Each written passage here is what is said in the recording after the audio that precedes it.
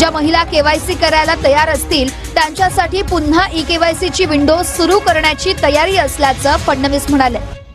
KYC पूर्ण केली त्या लाडक्या बहिणींचे पैसे मिळत राहतील, अपात्र लाडक्या बहिणींकडून पैसे वसूल करणार नाही असं फडणवीसांनी म्हटलंय।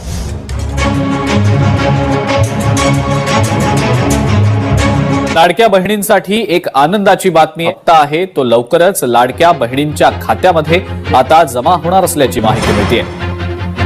लाडक्या बहिणींसाठी ही खरं तर खुश खबरच म्हणावी लागेल। तो हप्ता आहे तो आता लाडक्या बहिणींच्या खात्यामध्ये लवकरच सरकारकडून जमा केला जाणार आहे। यंदाच्या वर्षासाठी 28,000 कोटींची तरतूद सरकारने करून ठेवली।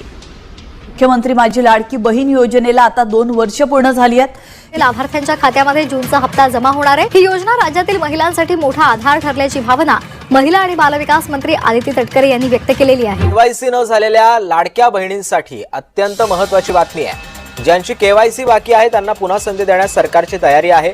ज्यांना केवायसी करायची असल्यास विंडो ओपन करण्यासाठी सुद्धा तयार असल्याचं मुख्यमंत्र्यांनी सांगितलं। केवायसी अभावी 60 लाख लाडक्या बहिणींचा लाभ बंद झालाय। लाडक्या बहिणींच्या केवायसी बाबत मुख्यमंत्र्यांनी महत्त्वाचे संकेत दिलेले आहेत। तर लाडक्या बहिणींसाठी एक आनंदाची बातमी आहे, कारण 2 आठवड्यामध्ये हप्ता मिळण्याचा अंदाज आहे। पुढल्या 2 आठवड्यामध्ये हप्ता मिळण्याचा अंदाज वर्तवला जातोय। ई-केवायसी केली नाही त्या महिला मात्र अपात्र होणार आहेत। ई-केवायसी करण्यासाठी 30 एप्रिलची अंतिम मुदतवाढ दिली गेली होती, त्यामुळे आता ज्यांनी केवायसी केलेली नाही त्या मात्र अपात्र होणार आहेत। योजना सुरू झाल्यानंतर आपण त्याचं केवायसी सुरू केलं आणि वेगवेगळे जे डेटाबेस होते त्याच्याशी कंपॅरिझन सुरू केलं, ज्याच्यामध्ये इन्कम टॅक्स विभागाकडनं सरकारचे जे काही कर्मचारी आहेत त्यांचं जिथनं पेमेंट होतं त्या पोर्टलमधनं आपण माहिती घेतली। जो काही आपला परिवहन विभाग आहे याच्यामध्ये मोटरची ओनरशिप कोणाकडे आहे, 4 व्हीलरची, याच्या डेटाबेसची माहिती घेतली। रेशन कार्ड याच्या डेटाबेसची माहिती घेतली आणि ही सगळी माहिती आपण ज्यावेळेस कोलेक्ट केली त्यावेळी असं लक्षात आलं की 5 लाख लोक असे आहेत ज्यांच्या घरी सरकारी नोकरी आहे। 14,000 तर पुरुषच निघाले। जवळपास 10 लाख असे निघाले की ज्यांचं उत्पन्न 2.5 लाखापेक्षा जास्तीचं आहे। अशा वेगवेगळ्या डेटाबेसमध्ये जे लोक अपात्र झाले त्यांना आपण अपात्र केलेलं आहे। त्यासोबत आपण हे सांगितलं होतं केवायसी करून घ्या, म्हणजे जे काही माहिती तुम्ही सादर केलेली आहे ती आतापर्यंत सत्य मानण्यात आली, आता त्याची कागदपत्र द्या। पण मोठ्या प्रमाणात केवायसी झाली नाही।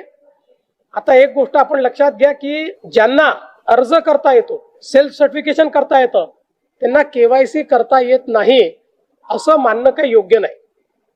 पण जवळपास 9 महिने सातत्याने पाठपुरावा केल्यानंतरही ज्यांनी केवायसी केली नाही ते अर्थातच कुठला तरी एखादा निकष पार पाडत नाही, म्हणून त्यांनी केवायसी केली नाही। आणि म्हणून हे जे काही आता या ठिकाणी जवळपास जे काही तुम्ही सांगितलं 60 लाख 80 लाख जो काही आकडा तुम्ही दिलेला असेल, तर ते लोक या योजनेच्या पात्रतेचे निकष हे पूर्ण करताना दिसत नाही।